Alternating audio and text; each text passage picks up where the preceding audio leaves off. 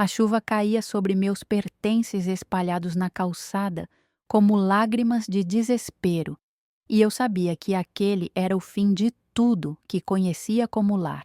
Minhas mãos tremiam enquanto segurava uma foto amarelada de minha irmã, a única coisa que conseguira proteger da água gelada que escorria pelas sarjetas como rios de desolação. Aos 68 anos, nunca imaginei que estaria ali, na rua, observando 5 anos de convivência serem reduzidos a 2 malas encharcadas e um coração partido em 1000 pedaços irreparáveis. A porta atrás de mim se fechara com um estrondo que ainda ecoava em meus ouvidos, junto com as palavras cruéis de Carla. Preciso do seu quarto para o escritório do Diego. Você tem até às 6 da tarde para sair. E não adianta chorar, já está decidido. O namorado dela aparecera no batente da porta com um sorriso que não chegava aos olhos, suas mãos possessivas no ombro de minha sobrinha como se marcasse território conquistado. Nada pessoal, dona Marina. É só questão de praticidade. Praticidade. Como se eu fosse apenas um móvel velho que ocupava espaço desnecessário, uma lembrança incômoda de tempos que eles queriam esquecer para sempre. Diego tinha cerca de 40 anos, cabelos escuros penteados com gel demais e usava um terno que tentava disfarçar sua origem humilde. Seus olhos calculistas me avaliavam como se eu fosse um obstáculo a ser removido, uma inconveniência que finalmente seria resolvida. A senhora vai se sentir muito melhor com sua própria independência, disse ele, como se estivesse me fazendo um favor. Olhei para o céu cinzento e senti algo se partindo dentro de mim, uma dor física que começava no peito e se espalhava por todo o corpo como veneno correndo pelas veias. Não era apenas a traição de quem eu considerava família, mas a confirmação de um medo que carregava há anos como uma pedra no estômago. Eu não importava para ninguém. Era invisível, descartável, um peso que as pessoas suportavam por obrigação até encontrarem uma desculpa para se livrar de mim. Lembrei-me de como havia vendido meu pequeno apartamento 5 anos atrás para ajudar Carla, quando ela passou por dificuldades financeiras. É temporário, tia Marina. Ela havia dito na época, com lágrimas nos olhos que agora eu percebia serem crocodila. Só até eu me reorganizar. A senhora sempre foi como uma mãe para mim. Mentira. Tudo havia sido mentira desde o início. Peguei a alça da mala maior, que parecia pesar toneladas, e comecei a caminhar pela rua molhada. Cada passo era uma luta contra a voz em minha cabeça que sussurrava veneno. Você não tem para onde ir. Você não tem ninguém. Você não vale nada. O asfalto estava escorregadio e eu temia cair, imaginar-me estirada na calçada como uma metáfora cruel de minha vida desmoronando em público. As rodas da mala faziam um barulho áspero no chão molhado, marcando meu ritmo de fuga como um metrônomo de desespero. Vizinhos se escondiam atrás das cortinas, observando minha humilhação com aquela curiosidade mórbida que as pessoas têm pelos infortúnios alheios. Senti meu rosto queimar de vergonha, mas continuei caminhando porque parar significaria desistir completamente. Mas havia algo dentro de mim, uma chama pequena mas teimosa, que se recusava a se apagar completamente. Talvez fosse a lembrança de minha bisavó Esperança, que sempre dizia que as mulheres de nossa família eram feitas de ferro disfarçado de seda. Marina, ela costumava dizer quando eu era criança, nunca se esqueça de que você carrega o sangue de guerreiras. Podemos dobrar, mas nunca quebramos. Ou talvez fosse apenas a teimosia que me acompanhava desde pequena, aquela que me impedia de aceitar injustiça sem lutar, mesmo quando todos ao redor me diziam para ser razoável, para não fazer ondas, para aceitar meu lugar. As gotas de chuva misturavam-se com lágrimas que eu nem percebia que estavam caindo. Cada gota que tocava meu rosto parecia carregar anos de humilhação silenciosa, de necessidades ignoradas, de sonhos adiados até se tornarem impossíveis. Mas continuei caminhando, porque parar significaria dar razão a todos que me viam como um fardo inútil. Encontrei abrigo em um pequeno café no centro histórico, onde o aroma de pão fresco misturava-se com o cheiro de chuva que entrava pela porta cada vez que alguém chegava, molhado e apressado.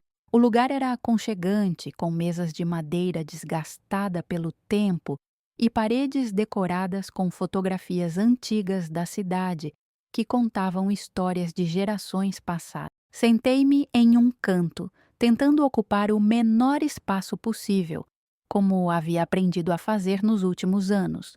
Era uma habilidade triste que desenvolvi, tornar-me pequena, invisível, para não incomodar ninguém com minha existência.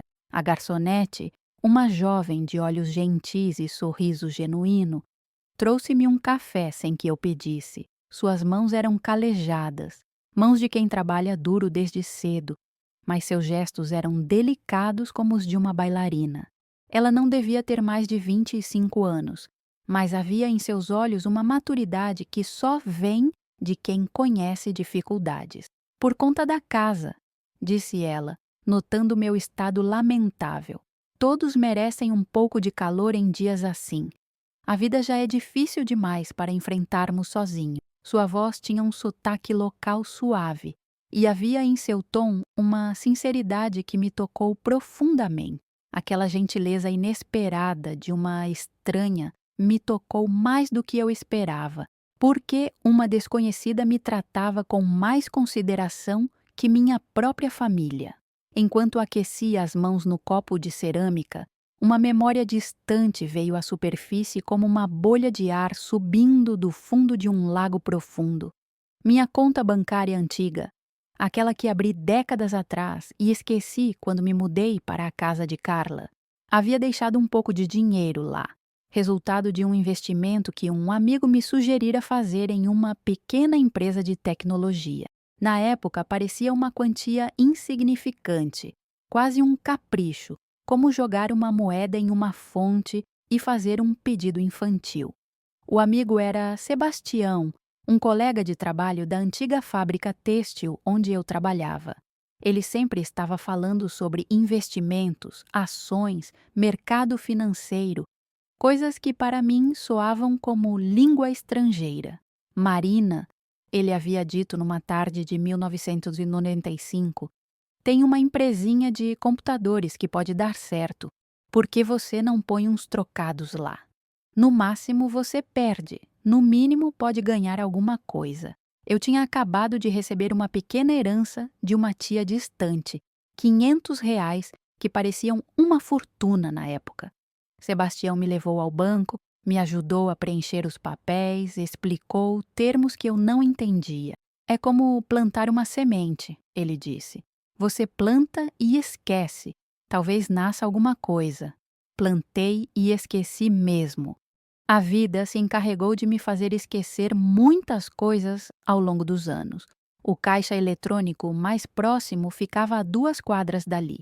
Com o coração ainda pesado, mas movida por uma curiosidade que não conseguia explicar, caminhei até lá através da garoa persistente.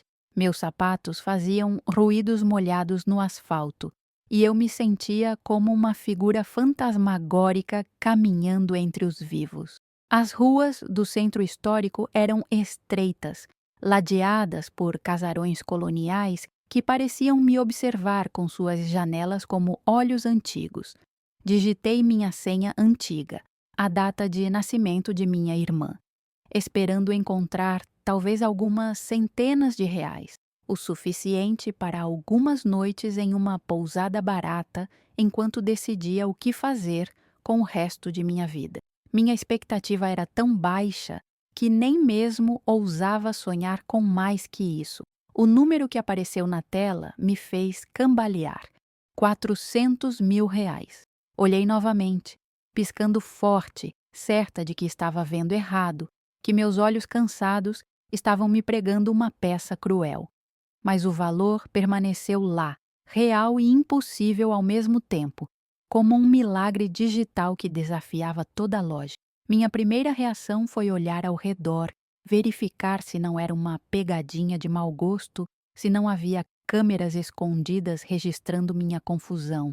Imprimi o extrato com mãos trêmulas. Ali estava, preto no branco. Meu pequeno investimento havia se multiplicado exponencialmente. A empresa havia sido vendida, dividendos haviam sido reinvestidos automaticamente, ações haviam se valorizado ao longo de décadas. Era como se aquela semente plantada por acaso tivesse crescido em segredo, tornando-se uma árvore frondosa que eu nem sabia que existia. Passei os 3 dias seguintes verificando e reverificando aquele saldo, convencida de que havia algum erro do sistema, alguma falha que seria corrigida e me deixaria mais desamparada que antes. Acordava de madrugada suando frio, imaginando funcionários do banco descobrindo o erro e me ligando para devolver o dinheiro que nunca deveria ter sido meu. No banco, fui atendida por um gerente jovem de nome Paulo, que usava gravata azul e falava com a paciência exagerada que as pessoas costumam usar com idosos. Expliquei minha situação, mostrei meus documentos, pedi para ele verificar 3 vezes se não havia engano. Ele digitou no computador, fez algumas ligações, consultou superiores. A senhora teve muita sorte, disse ele finalmente, com um sorriso que não conseguia esconder a inveja. Esses investimentos em tecnologia são sempre um risco, mas às vezes ele fez um gesto vago com as mãos, como se tentasse capturar a aleatoriedade do destino. Paulo me explicou que minhas antigas ações em uma pequena empresa de software haviam disparado no mercado internacional durante a madrugada. A empresa fora adquirida por uma gigante do Vale do Silício e meu pequeno investimento de décadas atrás havia se multiplicado como organismos em uma cultura de laboratório. A empresa se chama TechFlow Solutions, ele disse, mostrando-me gráficos no computador. Eles desenvolveram um algoritmo revolucionário para análise de dados. O Google comprou por 3 bilhões de dólares. Sorte. Será que era mesmo sorte? Ou seria o universo me devolvendo algo depois de anos de abnegação e sacrifício? Lembrei-me de como vendi meu apartamento para ajudar Carla quando ela passou por dificuldades, como sempre coloquei as necessidades dos outros antes das minhas, como me tornei invisível na própria vida, apagando-me gradualmente até quase desaparecer completamente. O que eu faço agora? Perguntei a Paulo, me sentindo como uma criança perdida em um shopping center. Primeiro, vamos transferir o dinheiro para uma conta corrente mais moderna, ele disse, já organizando papéis. Depois, podemos conversar sobre investimentos mais seguros, fundos de renda fixa, algumas ações blue chips. Não, interrompi, surpreendendo a mim mesma. Primeiro, eu preciso de um lugar para ficar. Paulo me deu o cartão de uma pousada no centro histórico. A pousada colonial, disse ele, é da dona Eulália, uma senhora muito respeitada na cidade. Lugar honesto, limpo, com café da manhã caseiro. Hospedei-me na pousada colonial naquela mesma tarde. A proprietária, dona Eulália, era uma senhora de cabelos prateados e olhos cheios de histórias que pareciam ter visto gerações passarem por aquelas ruas de pedra. Ela me recebeu com uma gentileza que eu havia esquecido que existia, mostrando-me um quarto simples, mas aconchegante, com janelas que davam para uma pequena praça onde jacarandás centenários criavam sombras dançantes que mudavam com o movimento do sol. Este lugar tem alma, disse ela, alisando as cortinas de renda com mãos que conheciam cada detalhe daquele ambiente. As paredes guardam memórias boas. Tenho certeza de que a senhora se sentirá em casa aqui. Casa. A palavra ecoou em minha mente como um eco distante de algo que eu pensava ter perdido para sempre. Quando foi a última vez que realmente me senti em casa em algum lugar? quando foi a última vez que alguém me olhou como se minha presença fosse bem-vinda, desejada, valorizada. O quarto era pequeno, mas luminoso, com uma cama de ferro forjado, coberta por uma colcha de retalhos que contava sua própria história através dos tecidos coloridos. Cada pedaço de pano parecia ter vindo de uma época diferente. Estampas florais dos anos 50, listras geométricas dos 70, tecidos lisos em tons pastéis mais recentes. Havia um espelho antigo na parede, com moldura dourada descascada, e quando me olhei nele vi uma mulher que não reconhecia completamente. Os cabelos desalinhados pela chuva, os olhos vermelhos de chorar, mas algo mais. Uma centelha que não via há anos, uma fagulha de possibilidade que começava a brilhar timidamente. Dona Eulália trouxe-me uma xícara de chá de camomila ainda fumegante. Primeira noite em lugar novo sempre é difícil, disse ela, sentando-se na única poltrona do quarto. Mas amanhã o sol vai nascer e as coisas sempre parecem diferentes com a luz do dia. Conversamos por quase 2 horas. Ela me contou sobre a pousada, que havia sido a casa de família por 3 gerações, sobre seus filhos que moravam em outras cidades, sobre como a pandemia havia quase destruído seu negócio. Eu contei sobre minha situação, omitindo apenas os detalhes sobre o dinheiro. Algo me dizia para ser cautelosa, para não revelar tudo de uma vez. Carla é sua sobrinha? Perguntou ela quando mencionei o nome. Aquela moça que vive com um rapaz mais novo, meio metido a importante? Você a conhece? Conheço de vista. Ela já veio aqui algumas vezes, sempre perguntando sobre propriedades no centro histórico, se eu não tinha interesse em vender a pousada. Dona Eulália franziu o senho. O namorado dela trabalha com imóveis, não é? Diego alguma coisa? Meu coração acelerou. Sim, é ele mesmo. Rapaz interesseiro, disse ela balançando a cabeça. Já tentou convencer vários moradores antigos a venderem suas casas. Fala bonito, promete mundos e fundos, mas todo mundo sabe que ele trabalha para uma empresa que quer demolir tudo e construir prédios modernos. Nas manhãs seguintes, desenvolvi o hábito de caminhar pela praça central antes do café da manhã. O som dos sinos da igreja histórica marcava as horas com uma regularidade reconfortante, e o aroma de jasmim dos jardins, bem cuidados, me acalmava de uma forma que não experimentava há anos. Era como se a natureza estivesse me abraçando, me dizendo que ainda havia beleza no mundo, que ainda havia razões para acordar cada manhã com esperança.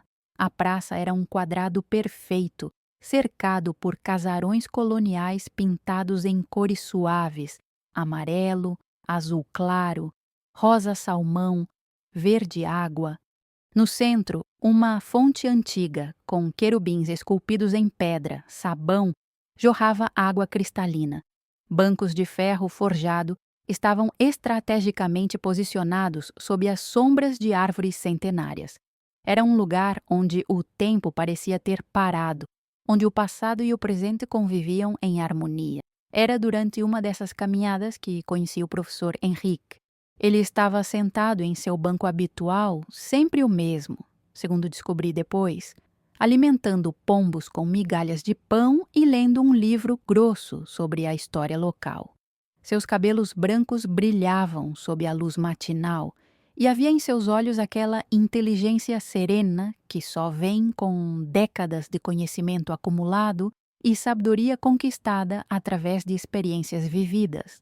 Perdoe a curiosidade, disse ele quando me aproximei no 3º dia, mas não a reconheço, e conheço quase todos os rostos desta praça há 40 anos. Sua voz era gentil, sem a pressa que caracterizava as conversas modernas. Havia tempo em suas palavras, espaço para que eu respondesse no meu próprio ritmo. Contei-lhe minha história, omitindo apenas os detalhes sobre o dinheiro. Algo em sua presença me inspirava confiança. Talvez fosse a forma como ele ouvia sem julgar, ou como seus olhos se enchiam de indignação genuína quando mencionei como fui tratada por Carla. As pessoas às vezes esquecem que respeito e dignidade não têm idade, disse ele, fechando o livro com cuidado. O título era Memórias do Centro Histórico, 300 anos de história. Minha esposa sempre dizia que uma pessoa só envelhece quando para de sonhar. Pelo que vejo em seus olhos, a senhora ainda tem muitos sonhos pela frente. A menção de sua esposa trouxe uma sombra de tristeza a seus olhos, mas também um brilho de carinho duradouro. Ela faleceu há 5 anos, explicou ele, notando minha expressão. Câncer, 45 anos de casamento. Mas você sabe, Marina, posso chamá-la de Marina? As pessoas que amamos nunca realmente nos deixam. Elas continuam conosco de outras formas. Professor Henrique me convidou para conhecer os arquivos históricos da cidade, onde trabalhava como voluntário desde a aposentadoria. História é memória viva, explicou enquanto caminhávamos pelas ruas de paralelepípedo. E às vezes, descobrimos que somos parte dessa história de maneiras que nunca imaginamos. O arquivo ficava em um prédio colonial restaurado, com paredes grossas que mantinham o ambiente fresco mesmo nos dias mais quentes. O cheiro de papel antigo e tinta desbotada criava uma atmosfera solene, como se estivéssemos em um templo dedicado às memórias humanas.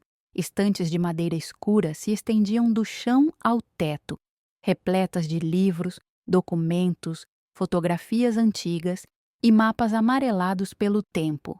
Trabalho aqui 3 vezes por semana, disse professor Henrique, acendendo as luzes, catalogando documentos, digitalizando fotografias, organizando a história da cidade. É um trabalho que nunca termina, mas que me dá muito prazer. Ele me mostrou fotografias antigas da Praça Central, da época em que ainda havia bondes circulando pelas ruas. Olha aqui, disse, apontando para uma foto de 1923. Esta era a primeira Festa das Flores. Acontecia a cada 5 anos. Era o maior evento da cidade. A fotografia mostrava centenas de pessoas vestidas em roupas de época, mulheres com vestidos longos e chapéus ornamentados, homens de terno e gravata mesmo no calor. Barracas coloridas estavam espalhadas pela praça, vendendo flores, artesanato, comidas típicas. No centro, um palco improvisado, onde um grupo de músicos tocava para uma plateia atenta. A última edição foi em 2019. Continuou o professor Henrique. Depois veio a pandemia e agora não há mais recursos para organizar. Uma tradição de 100 anos perdida. Sua voz carregava uma tristeza profunda. É assim que as coisas se perdem, Marina. Não de uma vez, mas aos poucos, por negligência, por falta de interesse das novas gerações. Foi vasculhando os arquivos familiares que descobri algo extraordinário. Professor Henrique havia sugerido que eu pesquisasse sobre minha família, só por curiosidade, como ele disse. Às vezes, descobrimos coisas interessantes sobre nossos antepassados. Minha bisavó, Esperança Ferreira da Silva, não havia sido apenas uma das fundadoras da lendária Festa das Flores que acontecia na cidade a cada 5 anos.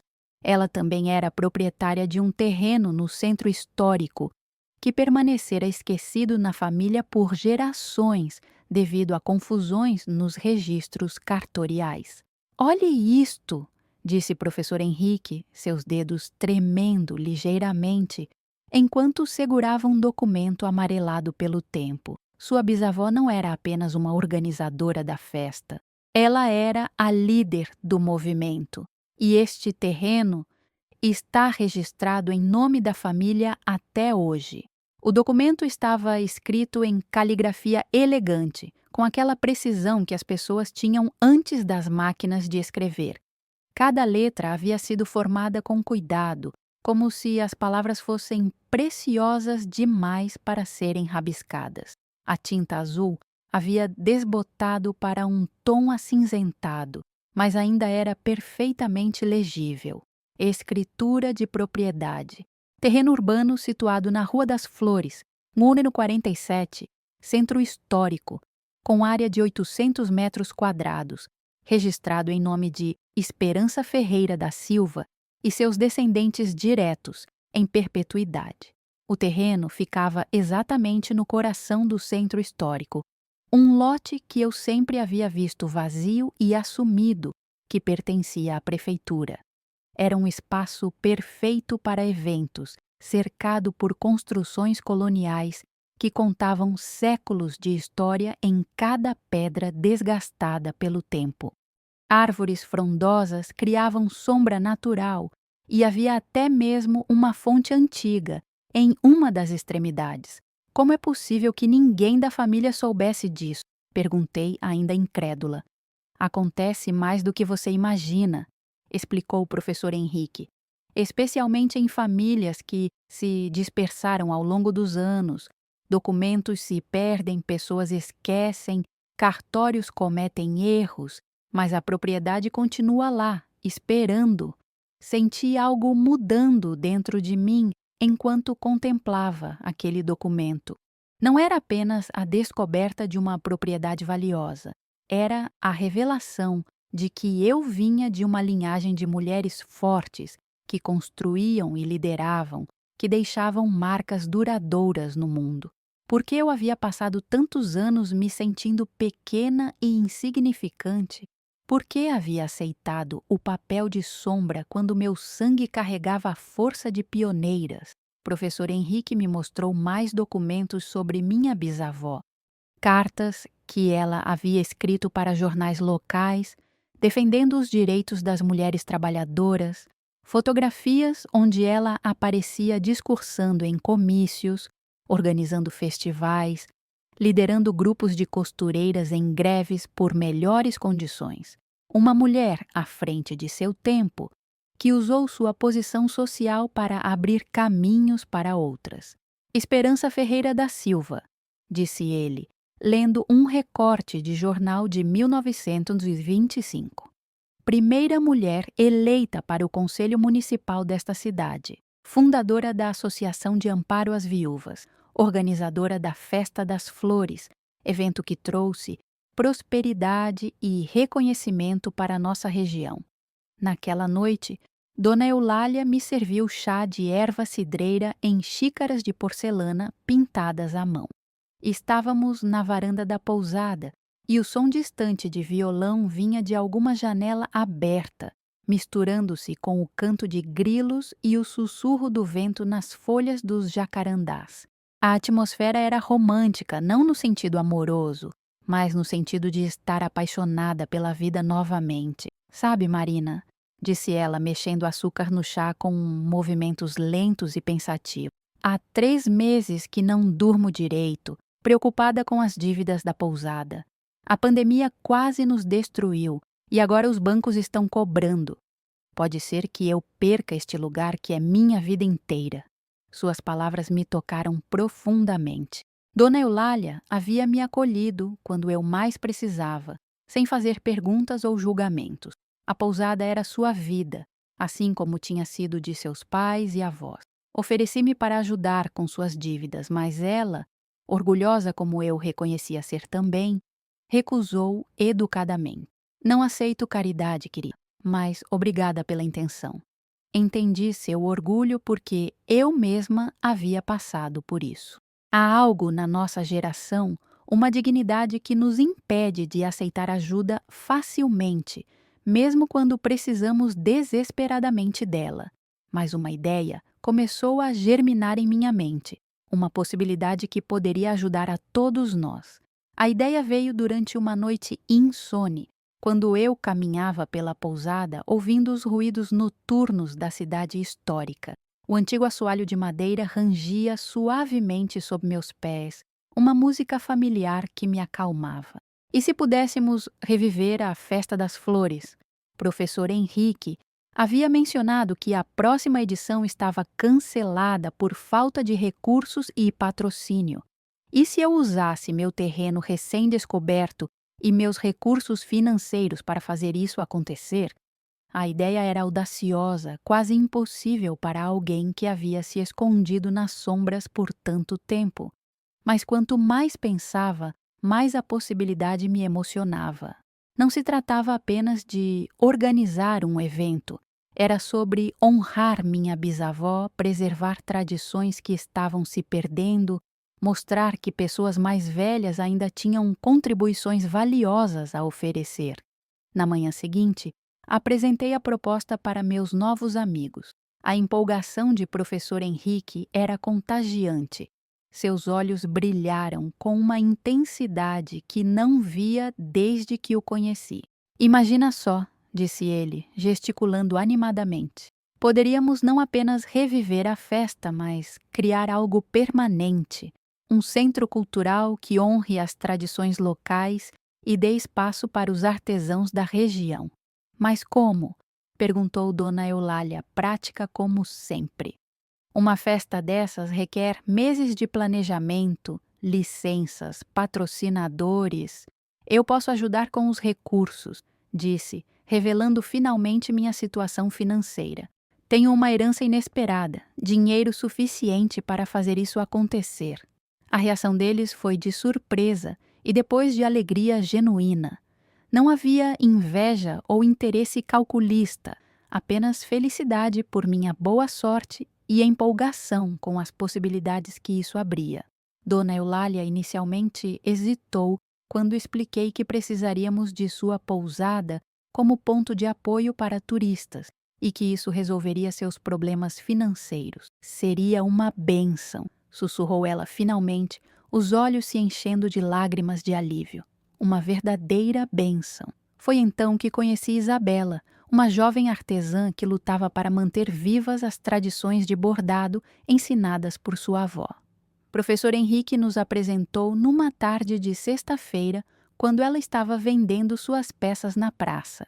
Ela trabalhava com uma pequena barraca improvisada, criando peças belíssimas que poucos valorizavam adequadamente. Suas mãos eram jovens e ágeis, mas seus conhecimentos eram ancestrais. Isabela tinha cerca de 25 anos, cabelos cacheados presos em um coque desalinhado, e usava um vestido de algodão com estampa floral que ela mesma havia bordado. Havia algo nela que me lembrava de mim mesma quando jovem. A determinação, a teimosia, a recusa em deixar que as dificuldades a fizessem desistir. As pessoas querem tudo rápido e barato agora, disse ela, mostrando-me um bordado intrincado que levara semanas para terminar. Ninguém mais entende o valor do trabalho artesanal, da paciência, da tradição. Eles veem uma peça dessas e perguntam por que não comprar algo similar na loja por R$ 10. O bordado era uma representação delicada de flores do cerrado, cada pétala trabalhada com pontos diferentes, criando texturas e sombras que pareciam dar vida ao tecido. Era uma obra de arte, não apenas artesanato. Minha avó me ensinou, continuou Isabela. Ela aprendeu com a avó dela, que aprendeu com a bisavó.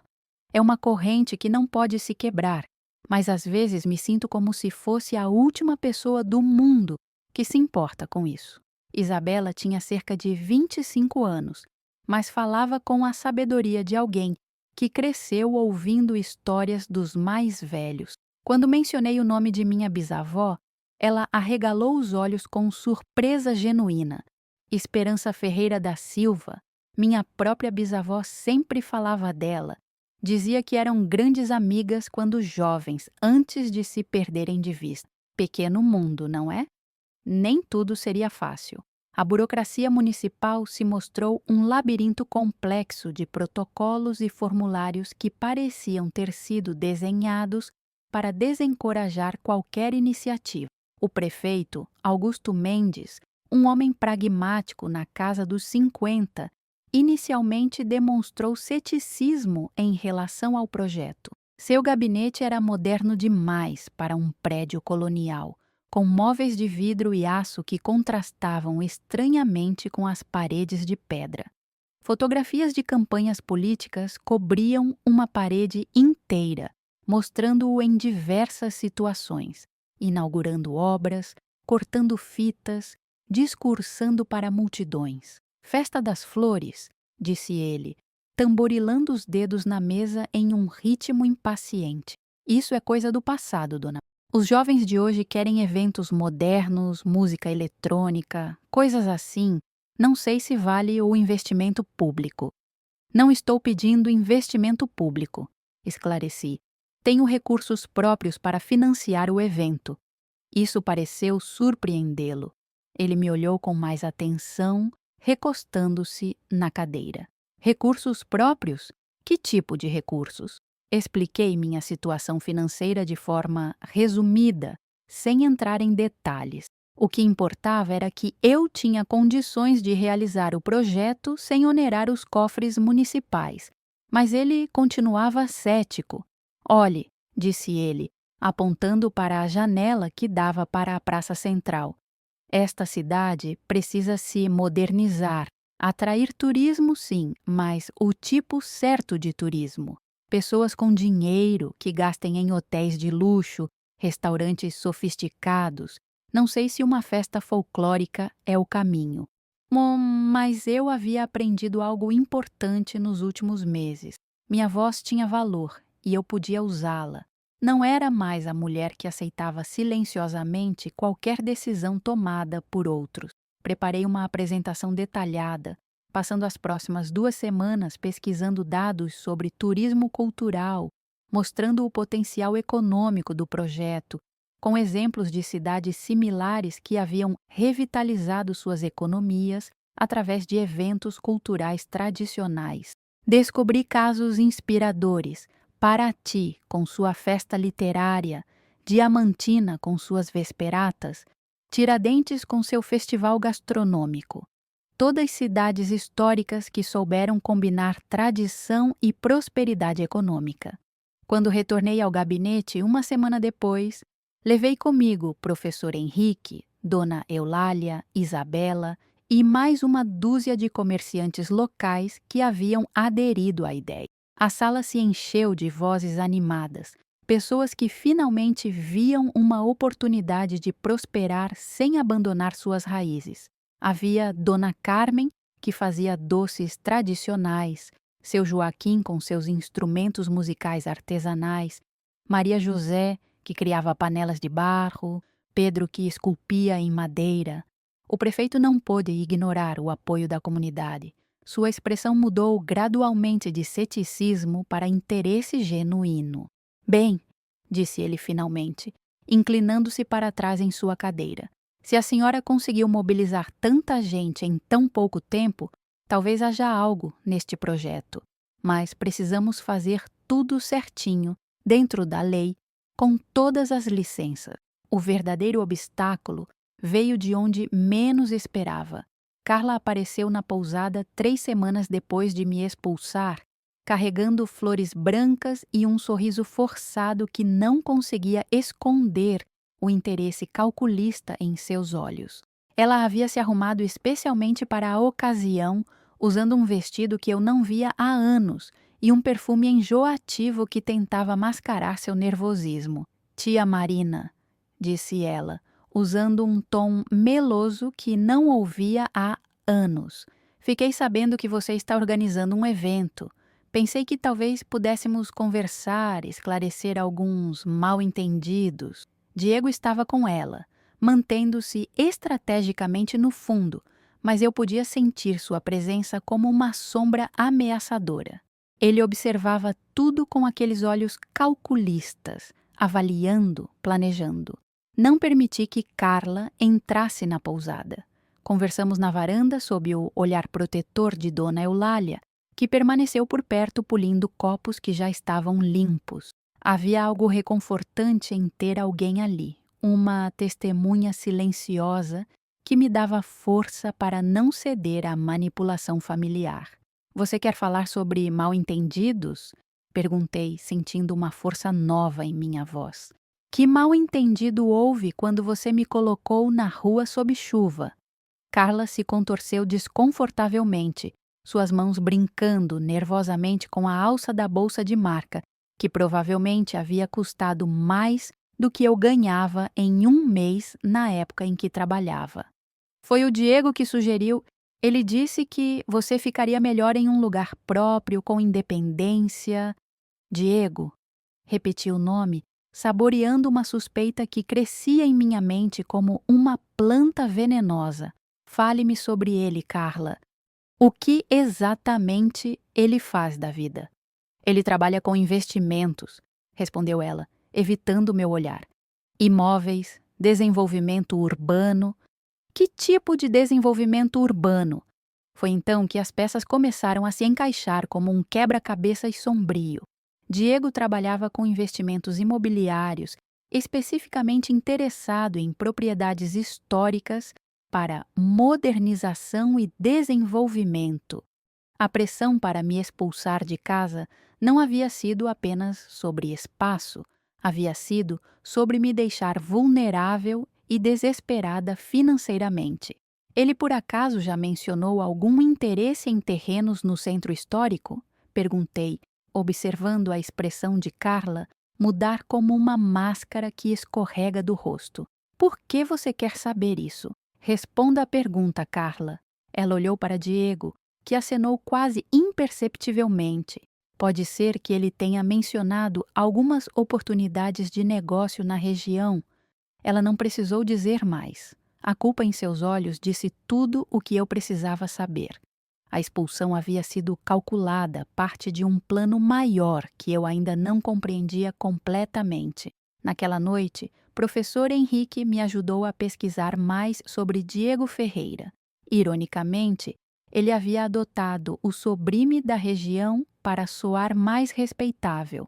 Descobrimos que ele representava uma empresa de São Paulo chamada Patrimônio Urbano Desenvolvimento Lioleda, que havia tentado comprar várias propriedades na região, muitas vezes aproveitando-se de proprietários em dificuldades financeiras para adquirir imóveis por valores muito abaixo do mercado.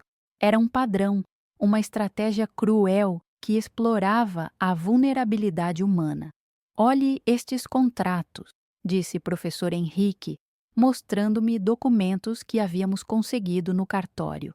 Dona Alzira vendeu a casa centenária da família por R$ 50.000. O valor de mercado era pelo menos 200 mil. Seu Manuel perdeu o sobrado onde a família vivia há 3 gerações por 40 mil. Como eles conseguem isso? Simples. Esperam as pessoas ficarem desesperadas. Impostos atrasados, dívidas médicas, desemprego. Aí aparecem com dinheiro na mão, prometendo resolver todos os problemas rapidamente. As pessoas assinam sem ler direito, ansiosas para sair da situação difícil. Ele provavelmente esperava que você, em desespero, vendesse o terreno assim que descobrisse sua existência, concluiu o professor Henrique. Você foi expulsa de casa como parte de um plano maior. A raiva que senti foi diferente de qualquer coisa que já havia experimentado. Não era apenas pessoal, era sobre todas as pessoas vulneráveis que haviam sido exploradas por indivíduos como Diego. Famílias inteiras que perderam suas raízes, suas memórias, seus lares, por causa da ganância de especuladores sem escrúpulos. Mas junto com a raiva veio uma determinação feroz. Eu não seria mais uma vítima silenciosa. Tinha recursos agora, conhecimento, aliados. Era hora de lutar de volta. A descoberta sobre as verdadeiras intenções de Diego apenas fortaleceu minha determinação de seguir em frente com o projeto. Comecei a participar das rodas de conversa noturnas na praça, uma tradição local onde os moradores se reuniam para discutir questões da comunidade. Inicialmente, eu apenas ouvia, ainda não acostumada a ter voz em decisões importantes. As rodas aconteciam todas as quartas-feiras, depois das 8 da noite. Pessoas de todas as idades se reuniam em um círculo informal, sentadas nos bancos da praça ou em cadeiras trazidas de casa. Havia algo democrático e ancestral naquelas reuniões. Era assim que decisões eram tomadas antes da política moderna quando comunidades realmente funcionavam como famílias estendidas. Foi nessas reuniões que conheci outros moradores que haviam enfrentado pressões similares de especuladores imobiliários. Dona Carmen, uma senhora de 75 anos que quase perdeu sua casa centenária por não conseguir pagar impostos atrasados depois que seu marido morreu de Covid. Seu Joaquim, um artesão de 60 anos, cujo pequeno comércio de instrumentos musicais artesanais estava sendo pressionado por ofertas de compra irrecusáveis que vinham acompanhadas de ameaças veladas sobre problemas que poderiam surgir com fiscalizações. Eles querem transformar nossa história em shopping center, disse Dona Carmen, sua voz carregada de indignação. Como se memórias pudessem ser demolidas e reconstruídas, como se a vida das pessoas não importasse nada. Seu Joaquim mostrou-me uma carta que havia recebido da empresa de Diego. Era formalmente educada, mas as entrelinhas eram ameaçadoras. Considerando as dificuldades econômicas do setor de comércio tradicional e as exigências crescentes de adequação a normas municipais, nossa empresa gostaria de apresentar uma proposta que poderia resolver definitivamente os desafios enfrentados pelo Senhor. Percebi que meu projeto havia se tornado algo maior que uma simples festa. Era sobre preservar uma forma de vida, sobre mostrar que tradição e progresso podiam coexistir, sobre dar voz àqueles que eram frequentemente silenciados por não terem recursos financeiros ou influência política. Não podemos deixar que nos destruam aos poucos, disse Maria José, uma ceramista que criava panelas de barro usando técnicas transmitidas há 5 gerações em sua família. Se não fizermos nada, daqui a 10 anos, não sobrará nada da nossa cultura. Isabela se tornou minha parceira mais próxima no planejamento. Sua energia jovem complementava minha experiência, e juntas criamos um plano ambicioso. A Festa das Flores seria apenas o início. O terreno se tornaria um centro cultural permanente, com espaços para artesãos, pequenos comerciantes e atividades educacionais que conectariam gerações. Sabe o que mais me emociona? Disse Isabela, enquanto desenhávamos o layout do futuro centro cultural numa tarde de domingo. É que finalmente teremos um lugar onde as gerações podem se encontrar, onde eu posso aprender com Dona Eulália sobre como ela fazia pão quando era jovem e onde talvez possa ensinar algumas técnicas de bordado para crianças. Suas palavras me tocaram profundamente. Era exatamente isso que eu queria criar. Um espaço onde a sabedoria não fosse descartada por causa da idade, onde jovens e velhos pudessem se enriquecer mutuamente, onde tradições pudessem evoluir sem se perder. Formamos comitês para diferentes aspectos do projeto. Dona Carmen ficou responsável pela culinária tradicional, organizando um grupo de mulheres que sabiam receitas passadas de mãe para filha. Seu Joaquim coordenaria as apresentações musicais, reunindo músicos locais que tocavam desde forró tradicional até serenatas clássicas. Maria José organizaria as oficinas de artesanato, ensinando técnicas antigas para quem quisesse aprender. Professor Henrique se tornou nosso pesquisador oficial, documentando cada detalhe da história da festa original para que pudéssemos recriá-la com autenticidade. Não queremos fazer uma cópia barata, explicou ele numa das reuniões.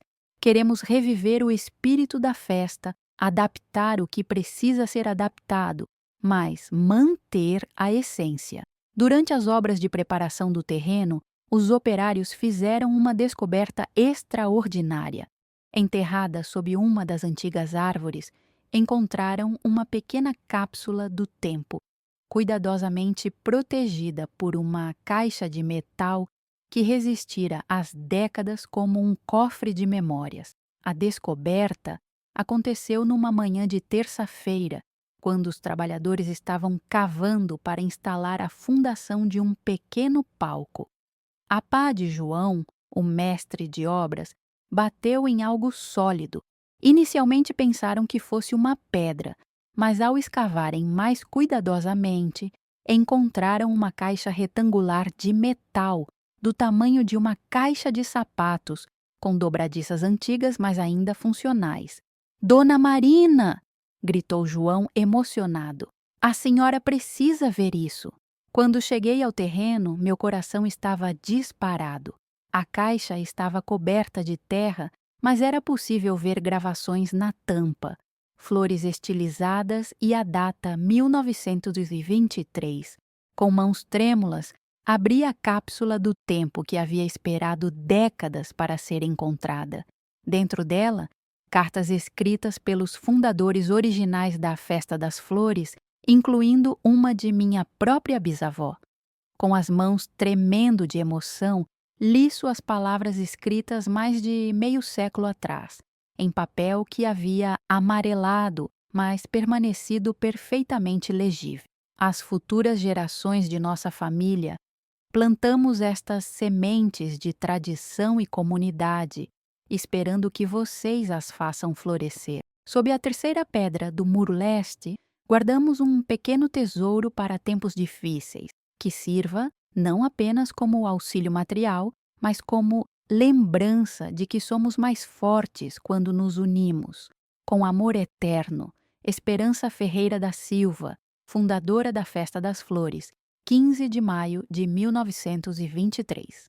A carta estava acompanhada de fotografias da primeira festa, recibos de compras de materiais, listas de participantes e até mesmo receitas de doces tradicionais escritas à mão. Mas foi a menção ao pequeno tesouro que mais me intrigou. Seguindo as instruções da carta, encontramos a terceira pedra do muro leste, uma pedra ligeiramente diferente das outras, com uma marca quase imperceptível que parecia uma flor.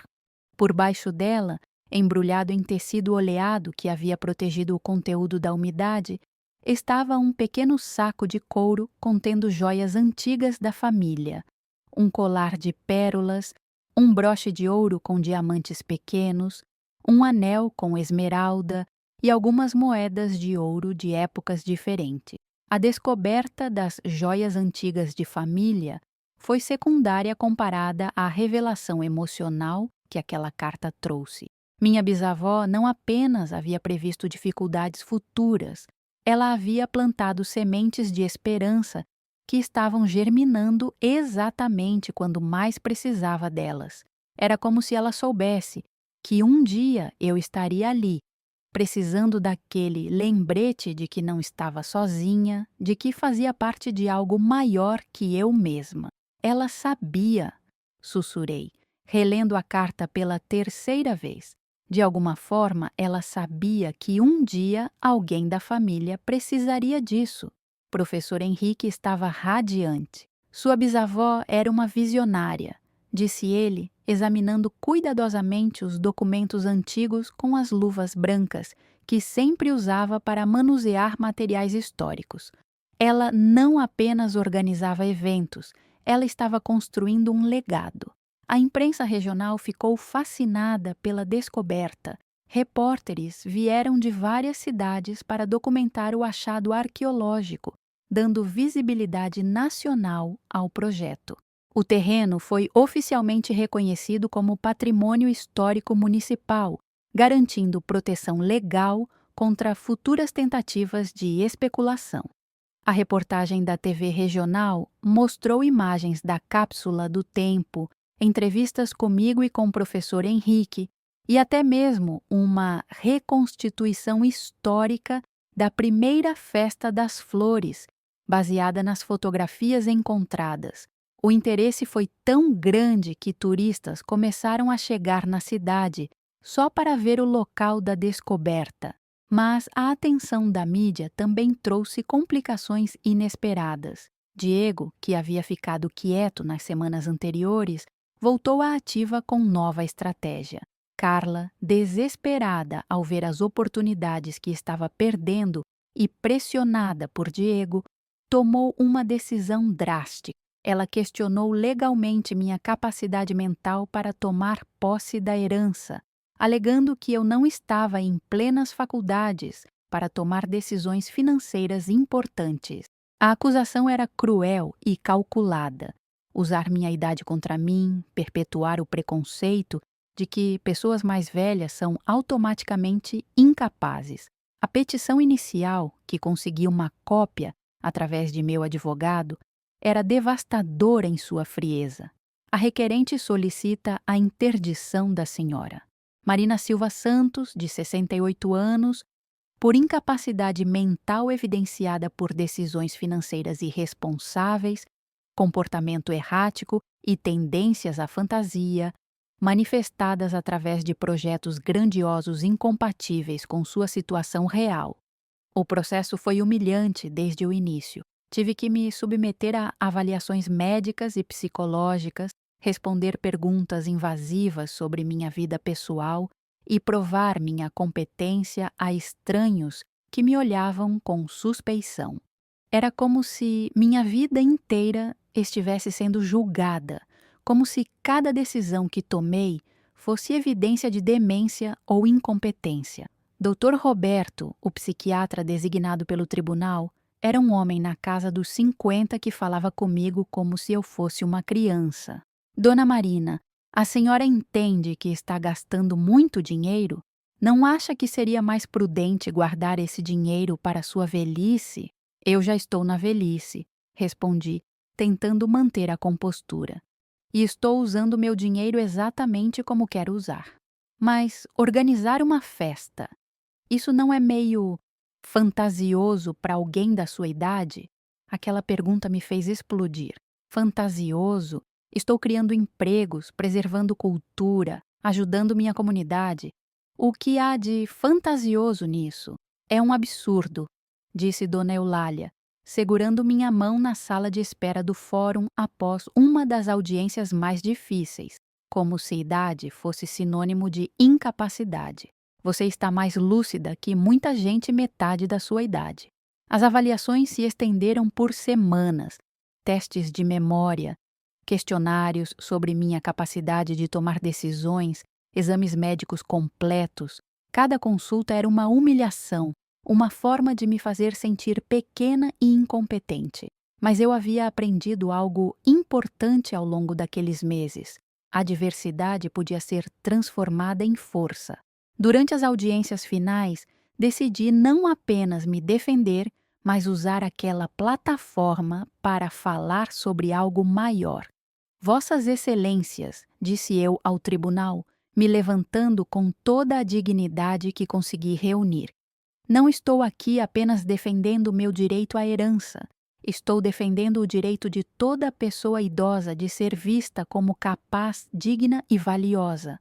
Minha idade não me tornou menos inteligente, ela me tornou mais sábia. Continuei, sentindo a força de minha bisavó fluindo através de mim. Por décadas fui invisível. Aceitei migalhas de afeto, me tornei pequena para não incomodar ninguém.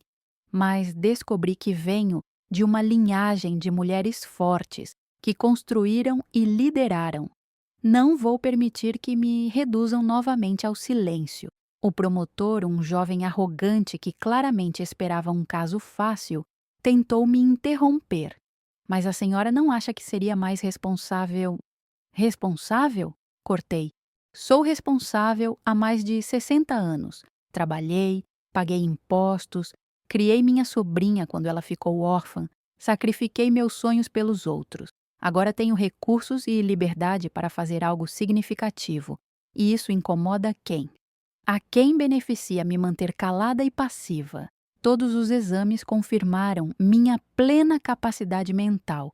Mais que isso, os psicólogos comentaram sobre minha notável resiliência e clara visão de propósito. Doutor Roberto, o mesmo que havia me tratado com condescendência, escreveu em seu relatório final. A paciente demonstra capacidade cognitiva superior à média, memória excelente, raciocínio lógico preservado e projeto de vida bem estruturado. Não há qualquer evidência de incapacidade mental.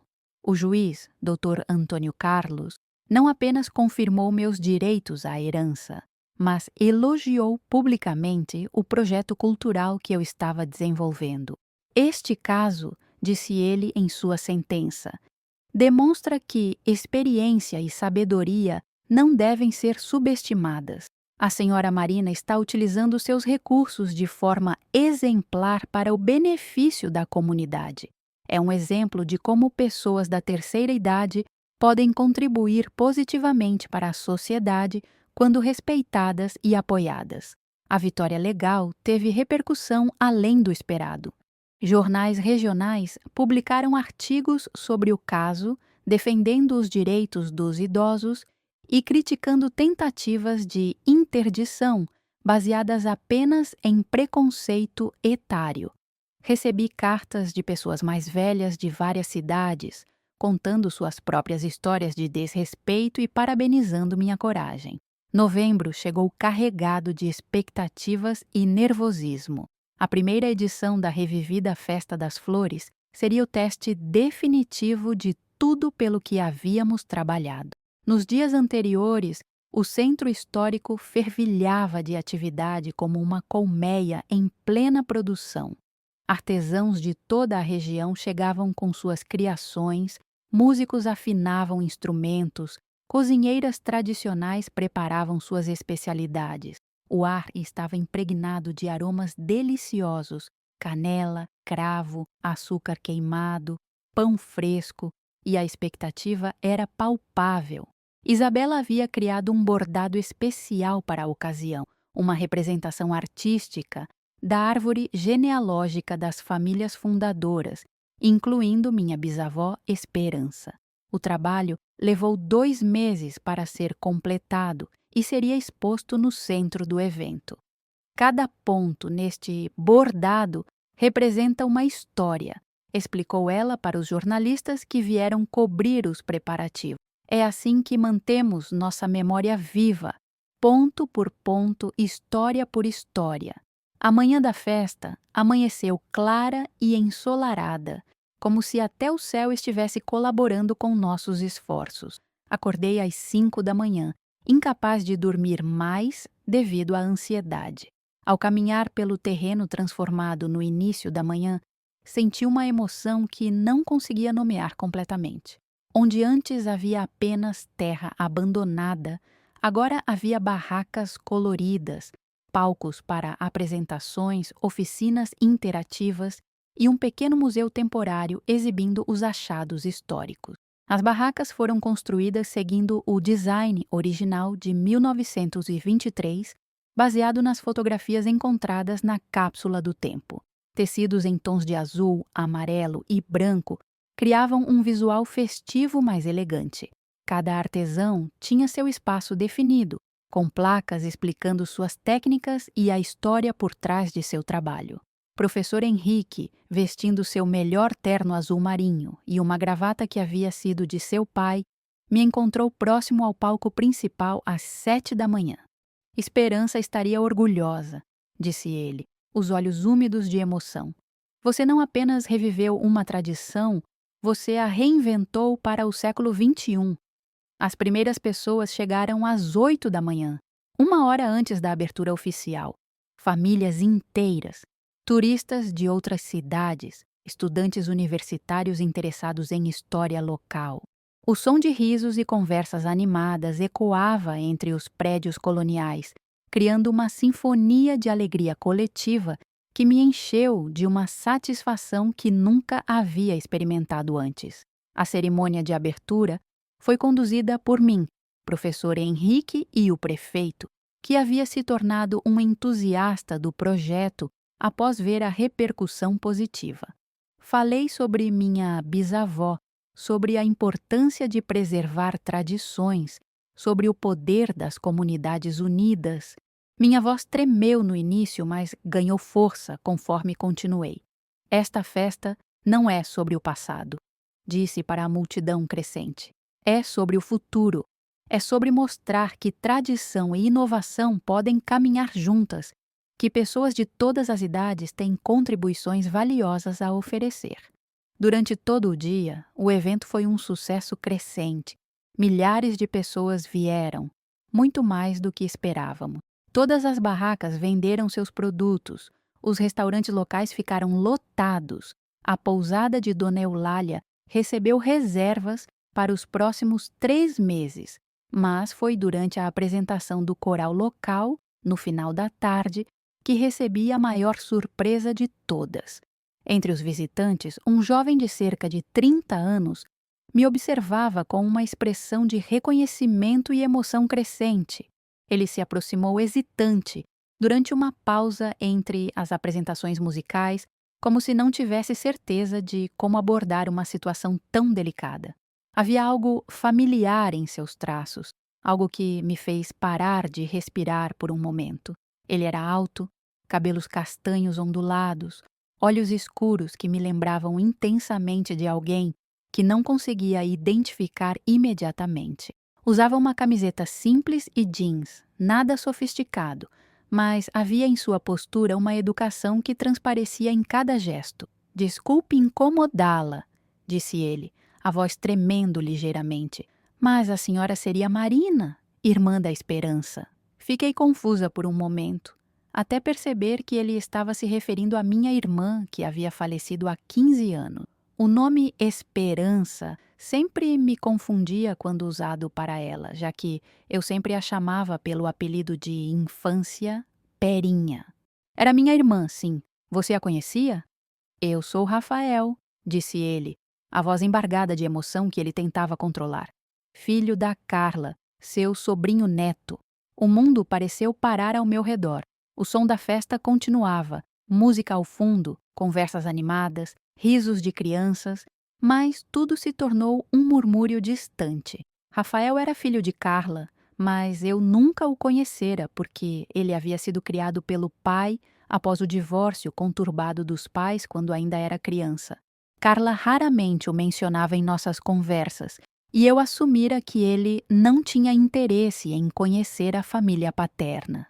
"Cresci ouvindo histórias sobre você através da vovó Esperança", explicou ele, os olhos cheios de lágrimas que ele tentava conter para não chamar atenção. "Ela sempre dizia que você era a pessoa mais gentil e forte que conhecia. Passei anos procurando por você, sem saber como entrar em contato." Minhas próprias lágrimas começaram a cair.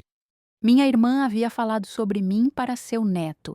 Havia preservado minha memória em sua família, mesmo quando eu me sentia esquecida e invisível. "Como você me encontrou?" perguntei. "Vi a reportagem na televisão sobre a festa, sobre a cápsula do tempo. Quando ouvi o nome Marina Silva Santos e viram as fotos da bisavó Esperança, soube que tinha que ser você. Dirigi 5 horas desde São Paulo para chegar aqui."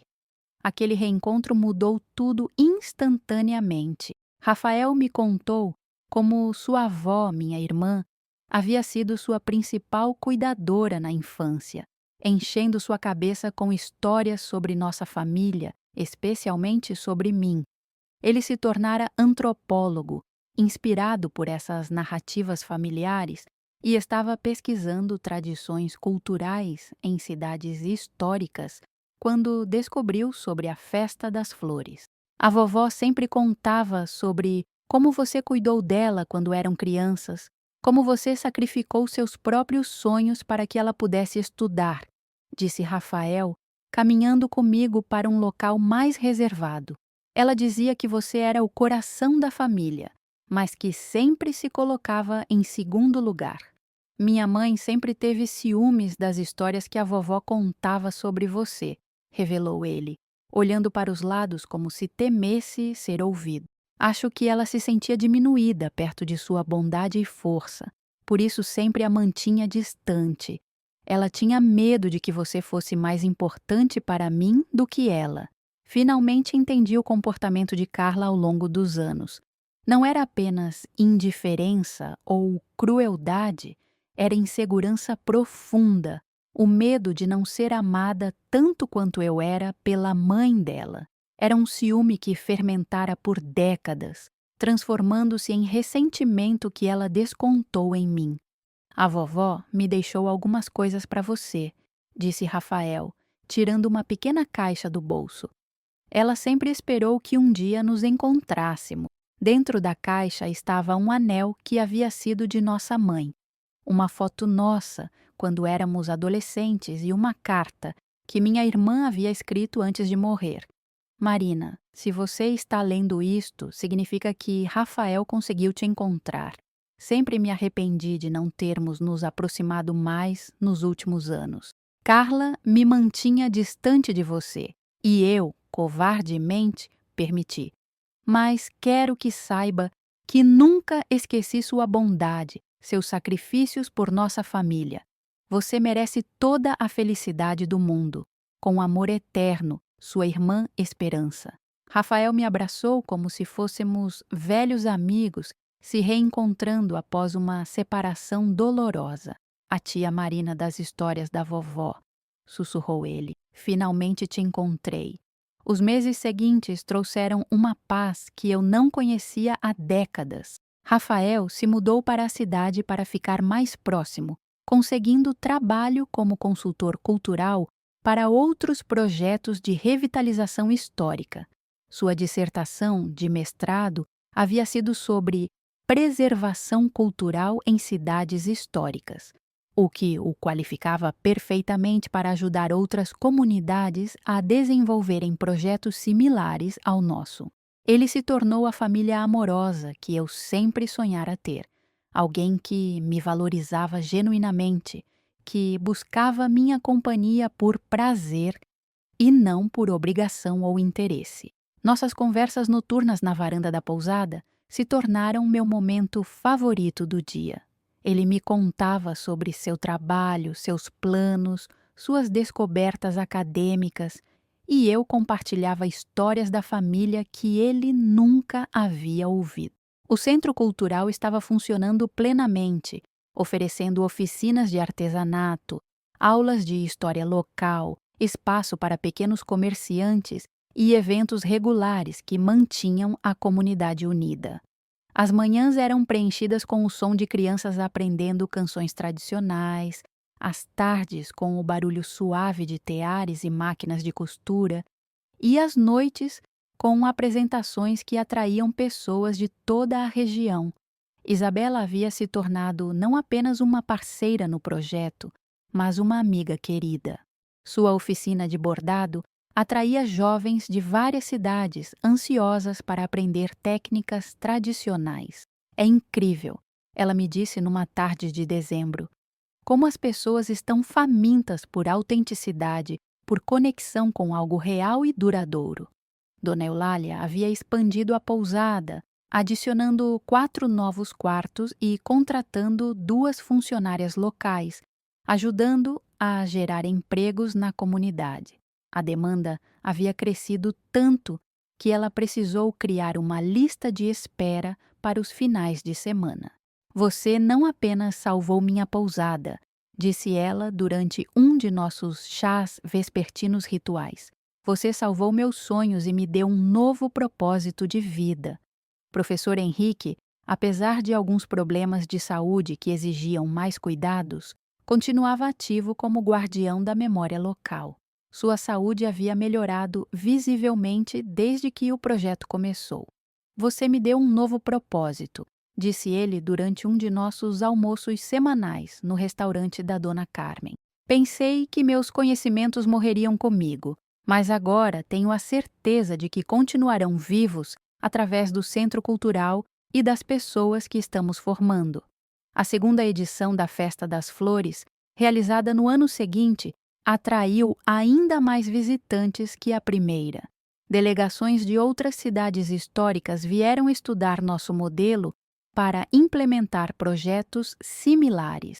O Ministério da Cultura nos concedeu o título de Patrimônio Cultural Imaterial, e universidades começaram a enviar estudantes para fazer pesquisas sobre preservação cultural participativa.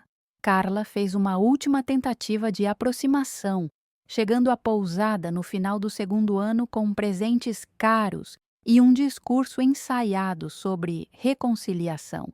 Mas eu havia aprendido a diferença fundamental entre perdão e permissão para nova exploração.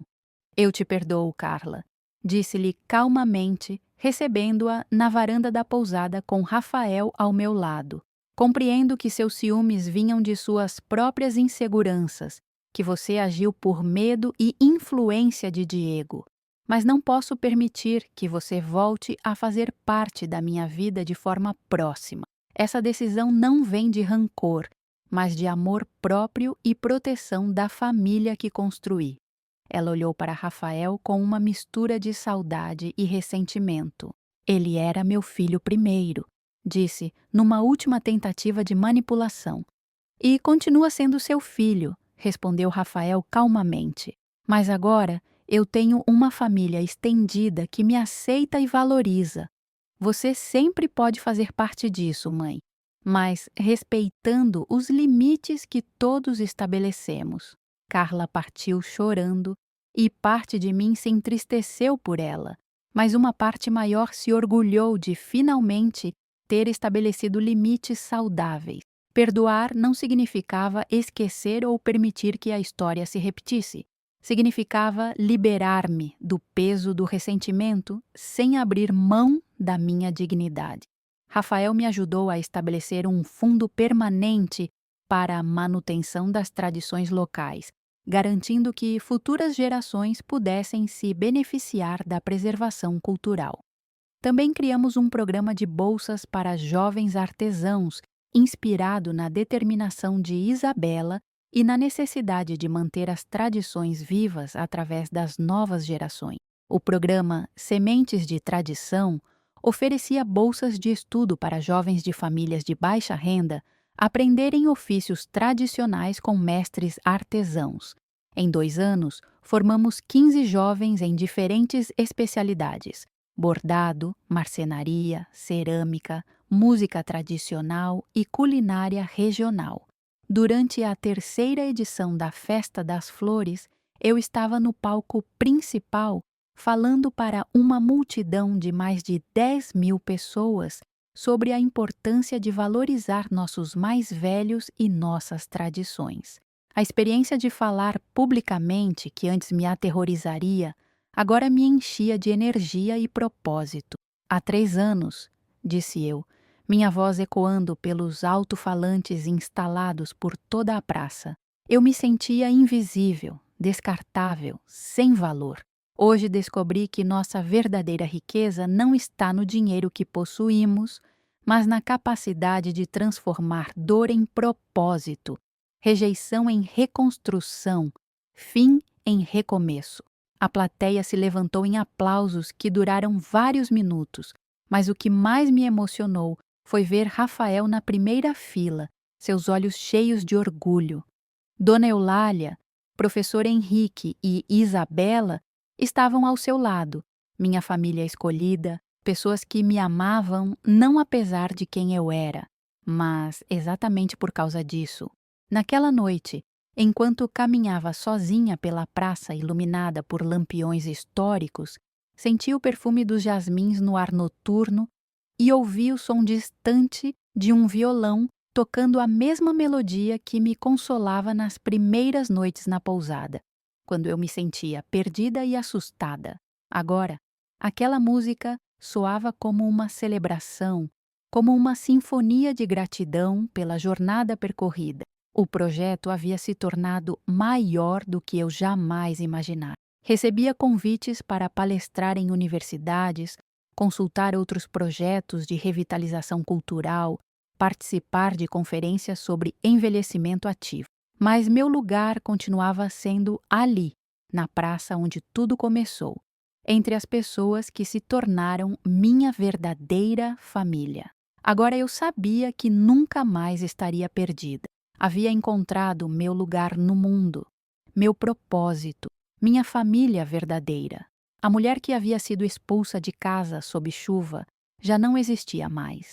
Em seu lugar estava alguém que eu estava aprendendo a admirar profundamente, uma líder comunitária, uma preservadora de tradições, uma mulher que transformou sua própria dor em fonte de cura para outros. Aos 71 anos, eu não estava no fim de minha história. Estava apenas começando o capítulo mais belo dela, e pela primeira vez em décadas, mal podia esperar para ver o que o próximo capítulo me reservava. Porque agora eu sabia que, independentemente dos desafios que viriam, eu não os enfrentaria sozinha. Eu tinha uma comunidade, uma família, um propósito que dava sentido a cada novo dia. A chuva que uma vez me trouxe desespero havia se transformado na água que regou as sementes de uma nova vida. E essas sementes continuariam florescendo por gerações, através das mãos de todas as pessoas que tocamos, ensinamos e inspiramos ao longo do caminho.